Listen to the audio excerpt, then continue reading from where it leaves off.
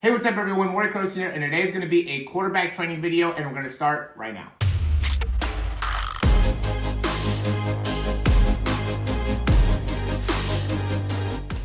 So what I'm going to actually do is I'm going to just go through, I'm going to make it into like a notes here. I'm going to have a couple different drills that you can do to really start off and some things that I think will be really beneficial there. And then also go over what are some of the most important throws that I think you want to be doing when you're going through any type of quarterback training and, specifically working with some of your athletes or receivers to be able to make sure that you're able to make a significant improvement in your timing and ability to really get the most out of your training sessions with your receiver. So first thing that I would say is you want to do some, just regular warm-up drills to improve your weight shift, right? Make sure that you're able to shift your weight from your back leg to your front leg. I'm going to show you a couple of examples of what I do for that, but just shifting your back leg to the weight from your back leg to your front leg, making sure that you're able to do that really consistently and feel that before you go into your throw. The other thing's going to be the wrist flick, making sure that you're able to really finish with a great wrist flick there. I think that's a really important part that we want to be able to consistently work on. All these things, the big thing is just the consistency of it, right? So I pointed out to a lot of people with, the weight shift, with the wrist flick, elbow drive,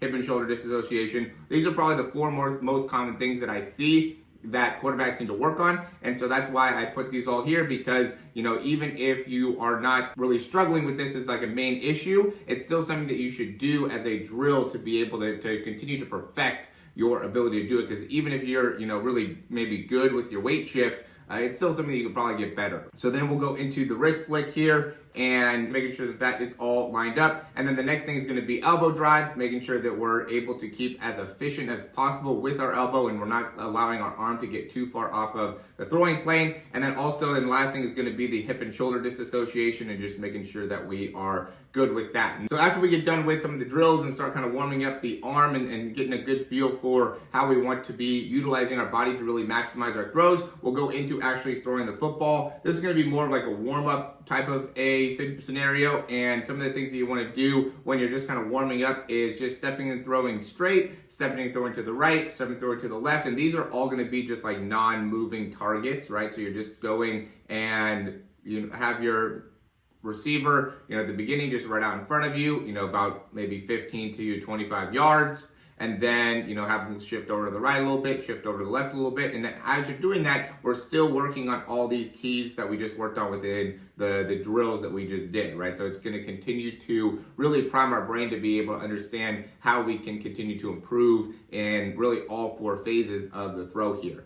And then we're going to go 3 steps to the right, 3 steps to the left. Again, non-moving target. Keep it nice and light. Just trying to work on being able to absorb our weight into our back leg and then shift our weight back forward and being able to do that consistently well every single time. And then we're going to go into a long toss to a non-moving target. So now they'll be, maybe 40 yards down the field, maybe 30 yards down the field, maybe 50 yards down the field, just depending on your arm strength, what level you are. You can change that to whatever works out best for you, but around this area, I think is going to be a great place to be able to throw the ball. And then we'll go into some of our dropbacks, right? And this is going to be to a moving target. So the idea here is that, this is going to be a training video that you could do with your receivers and something that you want to be able to improve and maximize every time that you're able to get out with those guys. And, so in order to do that, I think that you want to work on your 3 step to the right, have a moving target. And obviously, if you don't have a moving target, you can still work on these things. It's just better to be able to have somebody that's moving just because it gives you a little bit more of a realistic scenario. But you're going to go 3 steps right and then, throw, no hitch on that. And, you have some things where he's breaking in, so slants, quick slants there, and then, out routes are going to be important for that, right and left side. Then you got the 5-step drop, no hitch, receiver again, moving in, moving out. Obviously you can work in some curls and some comebacks and things like that as well, or just regular hitches. But, big thing is you do want to be able to understand with the 5 steps how to be able to hit a receiver moving in and moving out. Then 5-step with the hitch is going to be throwing a little bit more of a deeper throw. If you're in a shotgun position too, you want to just be able to, like shotgun for this would just be like a 1-step. For this would be just a 3-step. For this would be a 3-step and hitch. So it changes for shotgun, obviously. So this would be a 3-step and a hitch. And you're throwing deep. We could throw a skinny post. We can throw a type 2 ball in between the corner and safety. We can throw some corners. We can throw, different routes like that. All going to just be front side when you're first starting off with this. And then we'll go, again, we'll go 3-step here if it's in shotgun, a 3 or 5-step drop with a hitch, throwing backside. So it's a 3-step drop. If it's in shotgun, it's a 5-step drop if you're under center. And then you're going to be throwing backside. So you're going to be working to, the right. Obviously, you're taking your drop back more over to the right and then hitch back and throwing it to the left. These could be digs. These could be, deeper posts. These can be a wide variety of different types of throws. Have them going in, have them going out. Again, it could be, some corners and things like that. You typically aren't going to throw corners backside, but the idea is to be able to have a different variety of throws that you're going to be going through, right? So you want to have some stuff where you're going to have to work backside, whether that's 1 hitch, 2 hitches. It's going to be different for all the different types of offenses, but you want to be able to incorporate that as well. And in terms of the amount of throws, maybe 5 to each side, right? If you want to have like a specific number, there's not something that's going to be, it depends on how many receivers you have. Obviously, if you have more receivers, you can do more reps to each side. Less receivers is going to be kind of difficult to be able to go through all this, so just be aware of that. And then you also want to have some throws on the run, making it so you're doing some play action or getting out of the pocket, being able to, get your hips around and be able to throw. These types of throws can be, comebacks.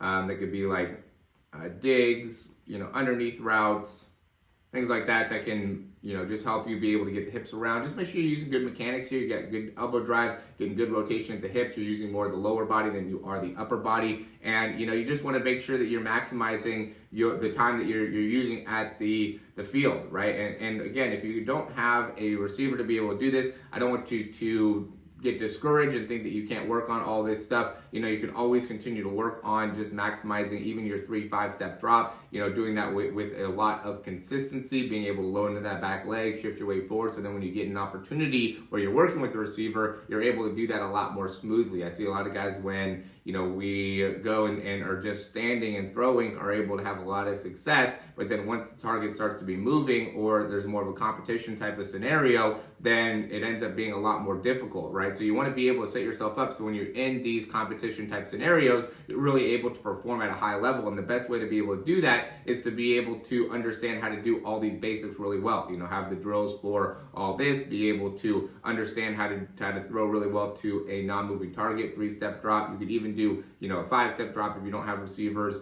and throw to a non-moving target, long toss to a non-moving target, so then you understand how you're shifting your weight, how to do a wrist flick, how to drive the elbow, how to do the disassociation, what's some of the timing on these routes with the non-moving target, so then you don't have to think about that. So then once you have a moving target, it's just about being able to throw to the moving target. You're not having to think about how am I going to shift my weight, how am I going to do the 3-step drop correctly, so that's how you can really set yourself up for success when you go to some of these camps or, even when you're going to practice and battling for a competition for a quarterback job. So hopefully this video has a lot of benefits for you. If it does, go ahead and click that thumbs up down below. Subscribe to the channel if you haven't already. And if you have any questions, comments, or recommendations, you can go ahead and leave those down below. As always, what I've been talking a lot about with the program is just going to be the Zoom sessions, just because I've been really having a great time connecting with a lot of you guys through Zoom.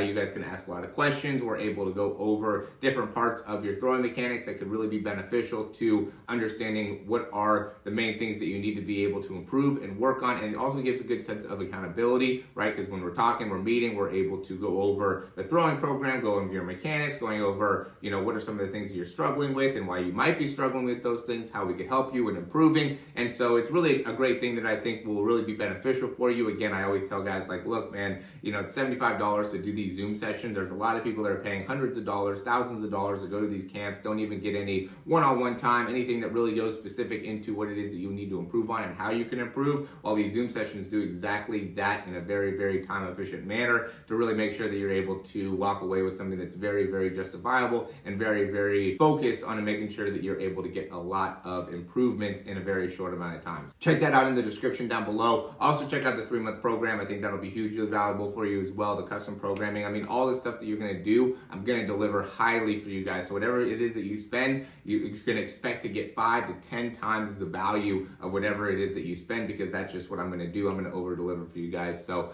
as always, thanks for watching the video, and we'll talk to you soon.